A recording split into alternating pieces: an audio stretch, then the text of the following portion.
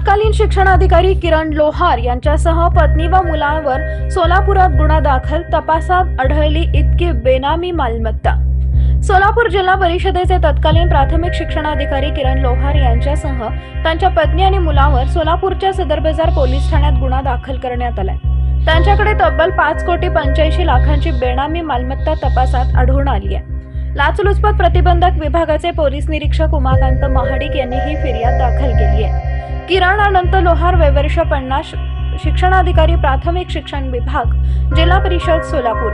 पत्नी सुजाता किरण लोहार वयवर्ष 44, मुलगा निखिल किरण लोहार वयवर्ष 25, सर्व राहणार प्लॉट नंबर C2, आकांक्षा शिक्षक कॉलनी, पाचगाव, तालुका करवीर, जिल्हा कोल्हापूर असे गुन्हा दाखल झालेल्यांची नावे आहेत। जिल्हा परिषदेत प्राथमिक शिक्षणाधिकारी असताना किरण लोहार यांना लाच स्वीकारताना रंगेहात पकडण्यात आले होते। त्यानंतर त्यांच्या संपत्तीची चौकशी करण्यात आली।